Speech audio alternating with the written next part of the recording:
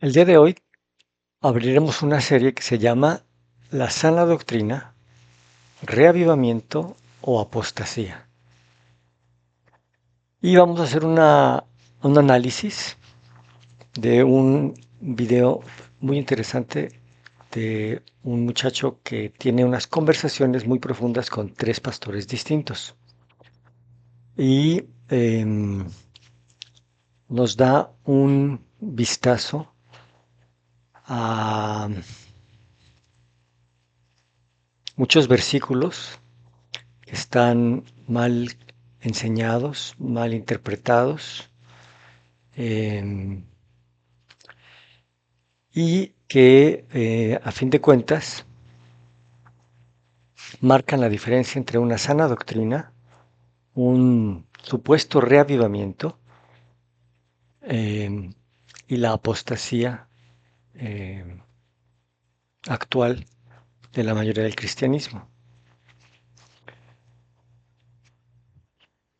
Antes de iniciar, quería tocar de nuevo eh, esta encuesta del grupo Barna, organización cristiana que proporciona datos y perspectivas sobre las tendencias que afectan la fe, la cultura y el liderazgo, así como la vocación y las generaciones.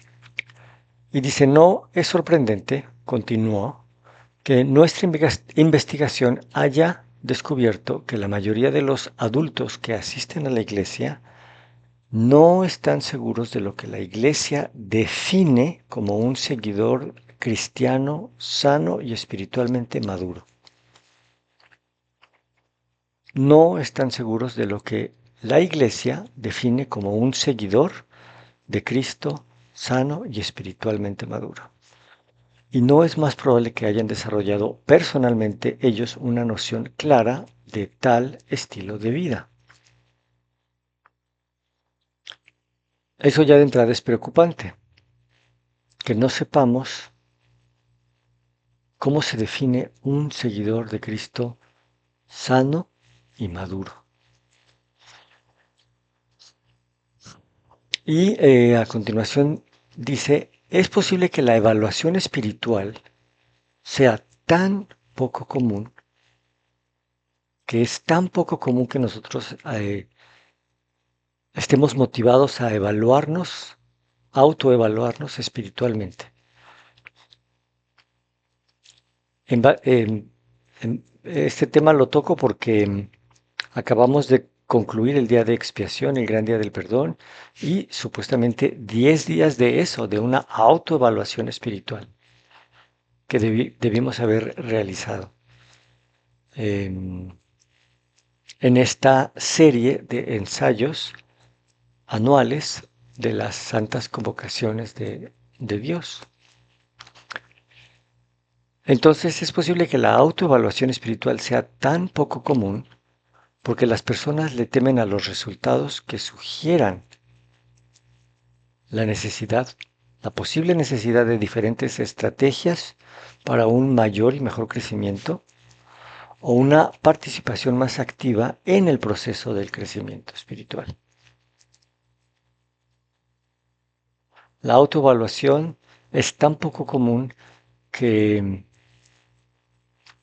realmente porque existe una gran posibilidad de que los resultados de esta autoevaluación requieran la necesidad de estrategias muy distintas, de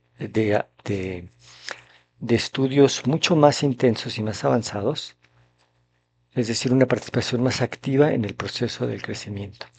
Independientemente de la razón subyacente, la conclusión, tanto entre el clero como en los laicos, fue la diferencia hacia su reconocida falta de autoevaluación. Esto sugiere que no es probable que haya muchos cambios en esta dimensión en el futuro inmediato.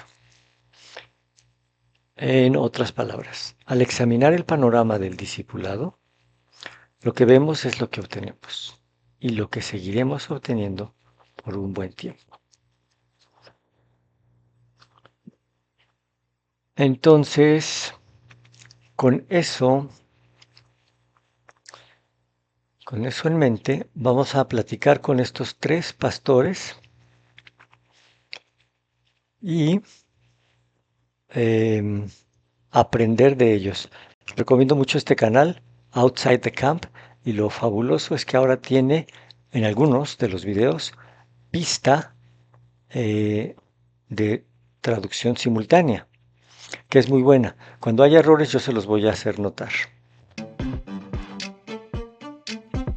A la luz de lo que Pablo le dice a Timoteo, él dice, reprende, corrige, exhorta con toda paciencia y doctrina. Porque vendrá tiempo cuando no sufrirán la sana doctrina, sino que teniendo comezón de oír, se amontonarán maestros, y tú les has hecho Cosquillas en los oídos, sí. Claro, entonces, ¿cuál sería esa sana doctrina que Pablo anima a Timoteo a mantener? La Enseñanza apostólica, la enseñanza de los apóstoles y de Cristo, por supuesto. Vale.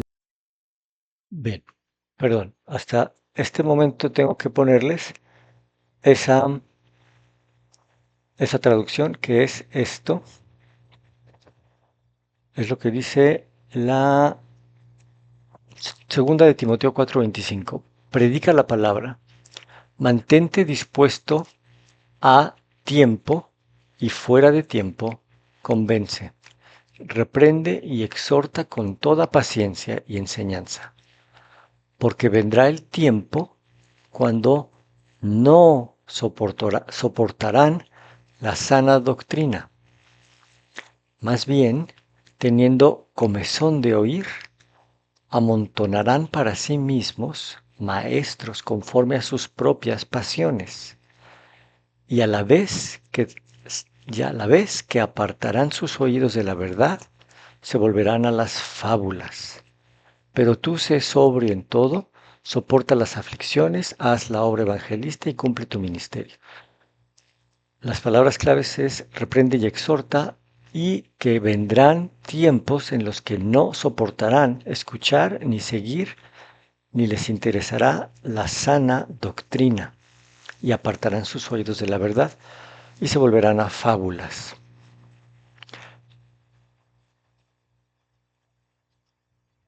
Este pastor mencionó brevemente, y van a mencionar, qué es lo que ellos consideran una sana doctrina y en qué está basada.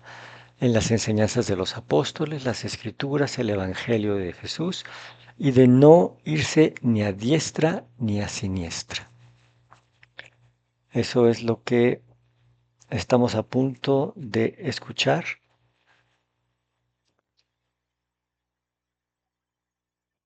¿Hay alguna forma específica de saber si lo que estoy escuchando es verdad o no? Porque podría ir a un pastor dominical y él podría decir, bueno, estoy enseñando lo que enseñaron los apóstoles. ¿Sabes? ¿Cómo puedo determinar si eso es verdad o no?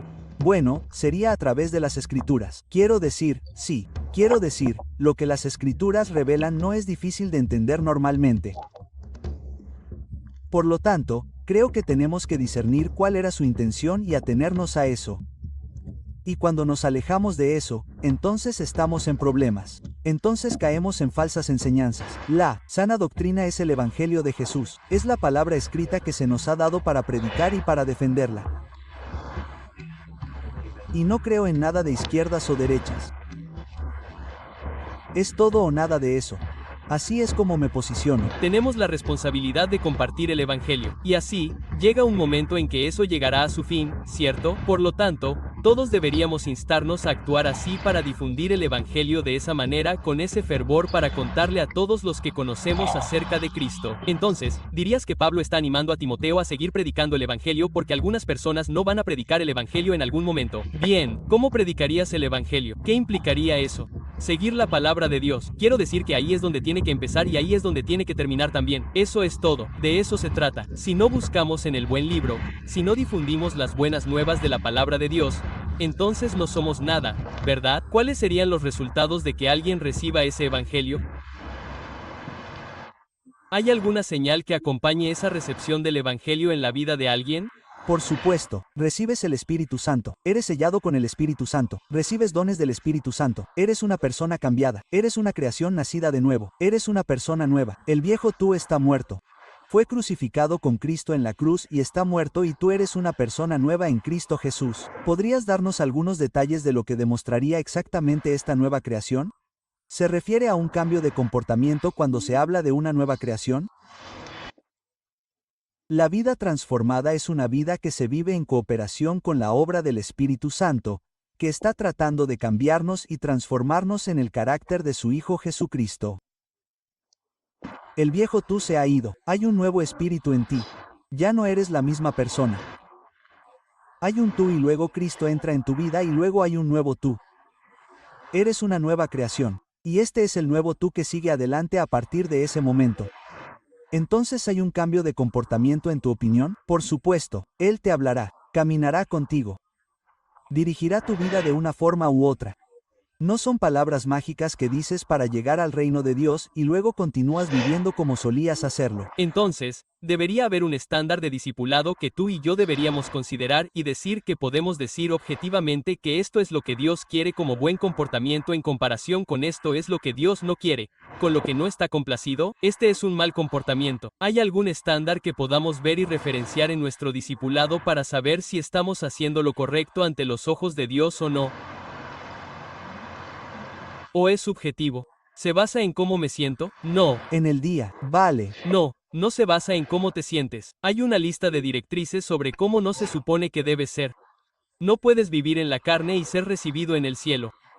No heredarás el reino si haces todas estas cosas carnales. Él tiene un estándar para que vivamos, y se supone que debemos vivir en obediencia a Él según esos estándares. Vale.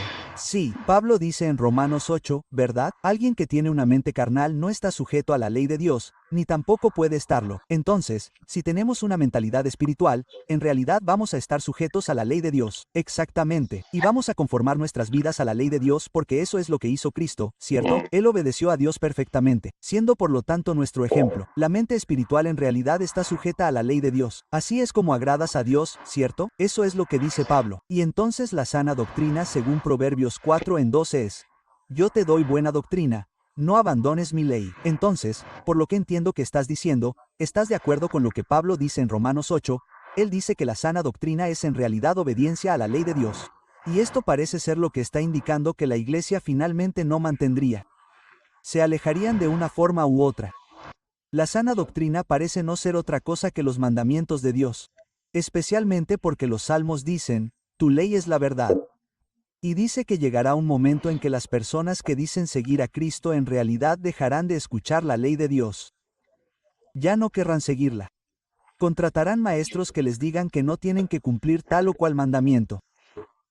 Llegará un momento en que rechazarán la ley de Dios y seguirán ondeando la bandera de amo a Jesús. ¿Dirías eso? Que eso está sucediendo. Eso está sucediendo. ¿Dirías que eso está sucediendo ahora? Eso está sucediendo. ¿Cómo dirías que eso está sucediendo ahora? Bueno, lo ves en las iglesias. Simplemente se están alejando de las escrituras. Están creando sus propias normas y viviendo según esas normas. Siempre sucede, pero está sucediendo hoy. Sí. Están jugando con la eternidad de esa persona. Sí, ya, sabes, están tomando una autoridad que no tienen. Aquí voy a hacer un comentario breve. Si se dan cuenta, mm, están señalando que hay apostasía, pero siempre es en el otro bando. Siempre es en la otra denominación. Siempre, siempre se ve de esa forma.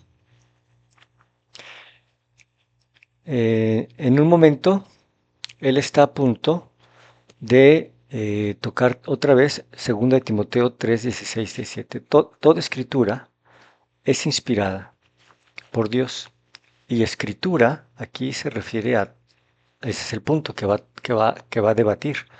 Es inspirada por Dios y útil para enseñar, para redarguir, para corregir, para instruir en justicia, a fin de que el hombre de Dios sea perfecto y enteramente preparado para toda buena obra.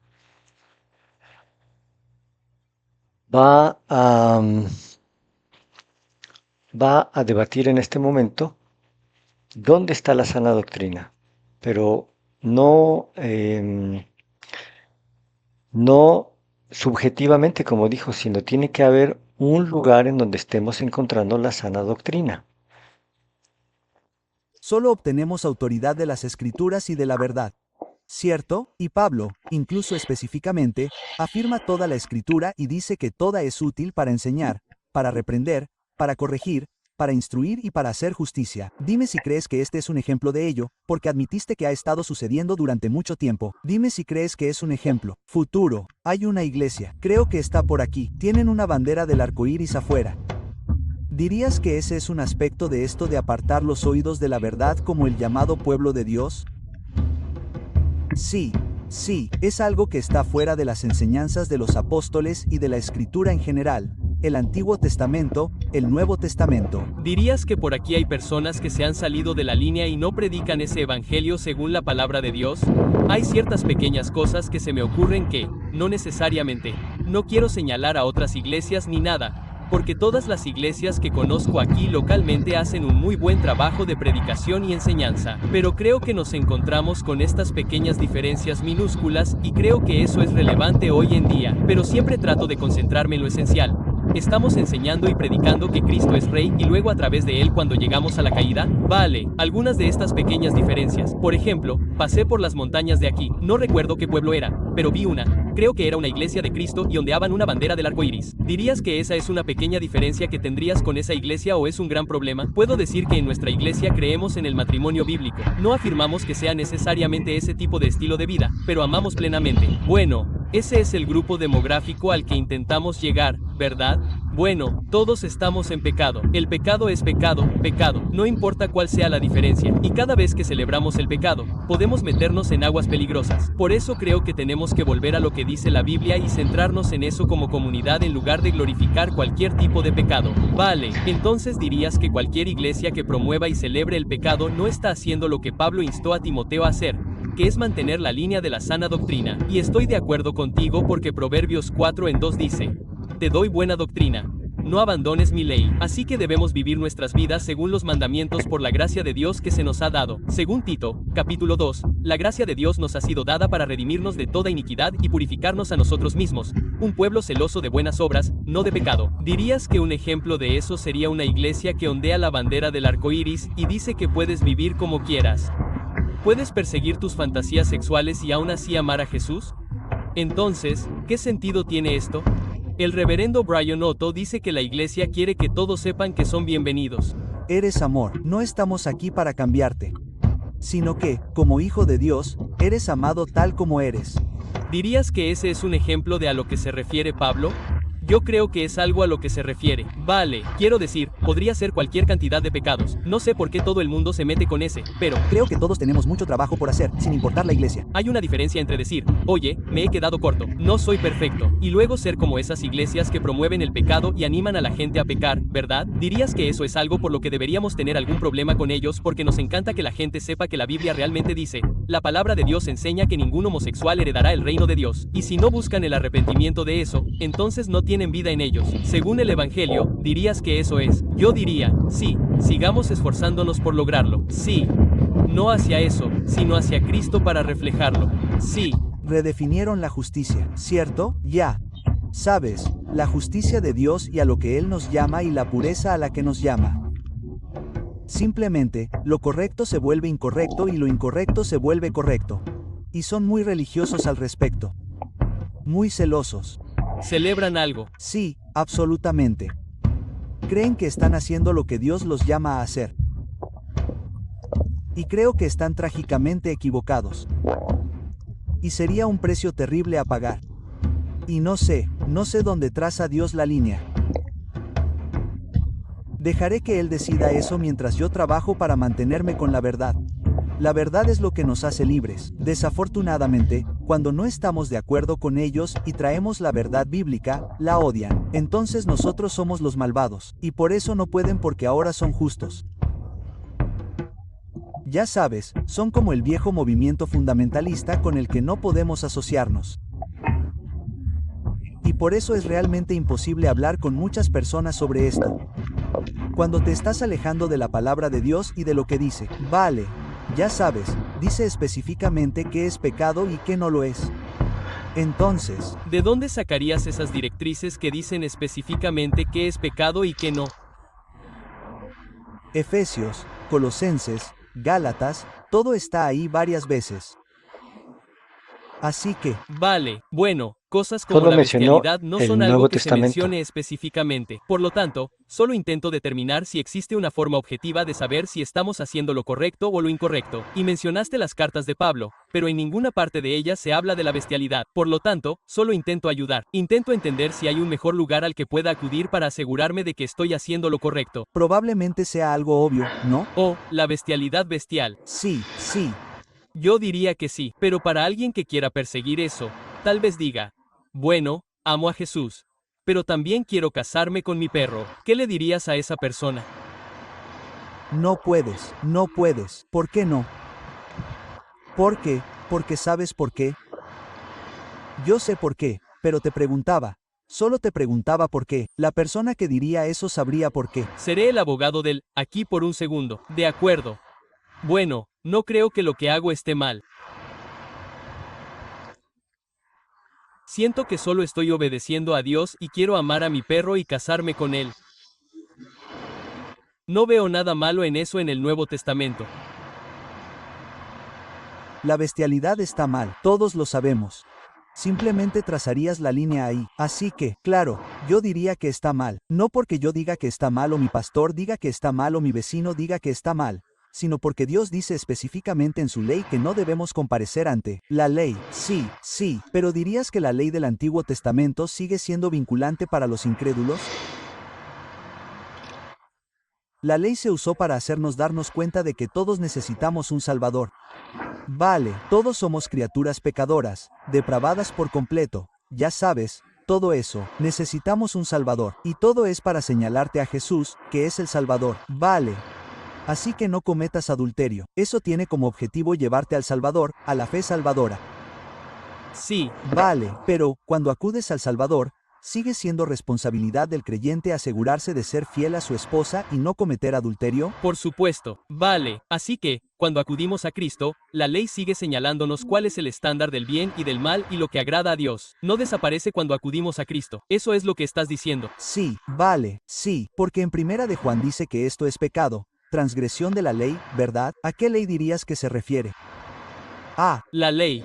La ley es en realidad la primera parte de tus escrituras, la Biblia, ¿verdad? sí, así que a lo que te refieres es a la ley del Antiguo Testamento. Sí, Así que dirías que, en última instancia, Pablo está animando a Timoteo a respetar los mandamientos de Dios. ¿Crees que hay algún modo en que tu iglesia no esté haciendo eso también? Yo diría que cada iglesia, sin importar las líneas denominacionales o lo que sea, definitivamente tiene puntos ciegos. Intentamos reflejar el modelo bíblico de iglesia.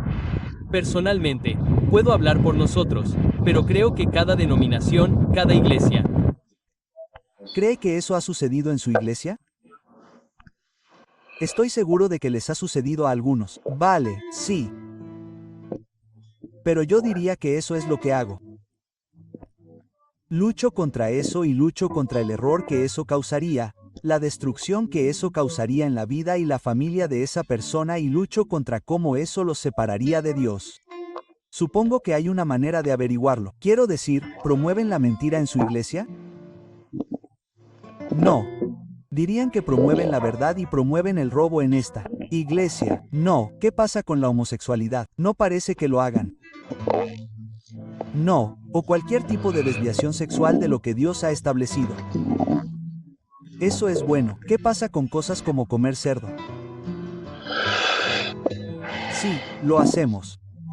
Es algo muy cristiano. Vale. Jamón en Pascua. ¿Qué pasa con cosas como no comer cerdo? La ley levítica. Eso sería, sí, es una ley en Levítico. No comas, sí, y no te tatúes el cuerpo y todo eso.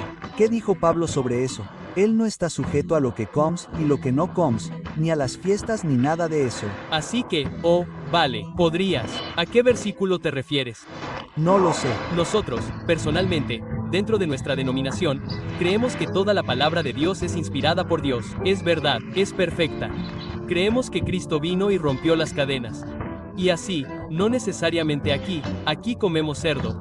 Eso también es algo cultural, y no digo que debas alinearte con la cultura del mundo, pero lo hacemos aquí porque fuimos liberados de esa ley levítica. Vale. Entonces, Vemos que Cristo vino y rompió las cadenas para eso, y Él es el nuevo pacto, la nueva ley. Bien, entonces, puede que haya cierta desconexión allí, especialmente con la audiencia que escucha eso, porque al principio dijiste que deberíamos alinearnos con lo que dice la palabra de Dios, y luego dices que Jesús rompió la cadena de la palabra de Dios para que no tengamos que obedecer ese mandamiento. Entonces, ¿podrías reconciliar esas cosas para que podamos entender un poco mejor? Creo que tenemos que profundizar un poco más en todo eso y tomarnos un poco más de tiempo.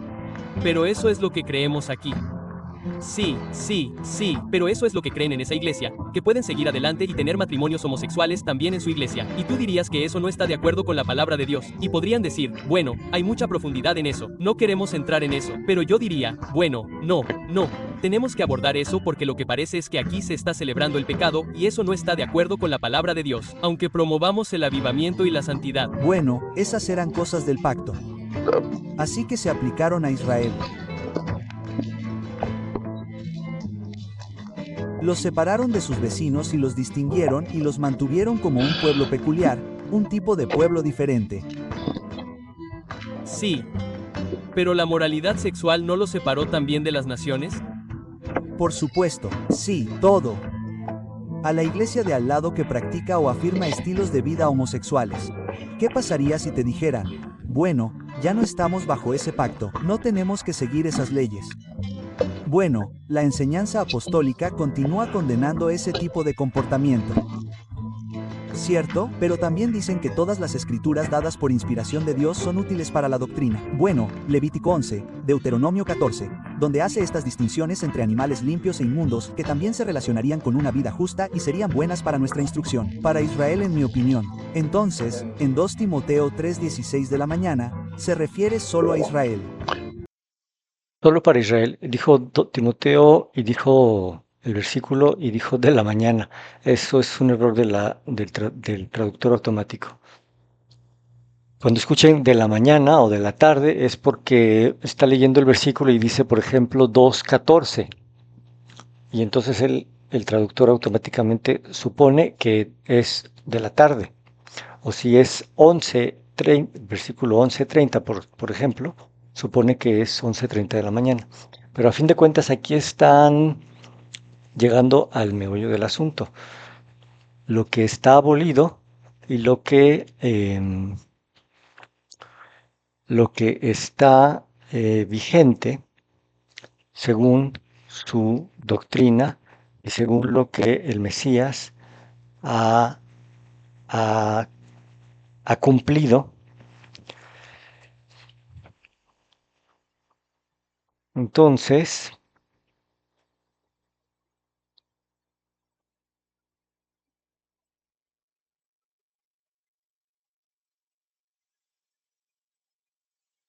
lo que vamos a ver a partir del siguiente capítulo es un poquito de estas definiciones a las que está a punto de entrar. Lo que es anomía, lo que es pecado, si la ley fue clavada en la cruz o el acta de decretos, cuál es cuál. También vamos a hablar un poquito de Colosenses y todo esto lo vamos a ver en el siguiente capítulo.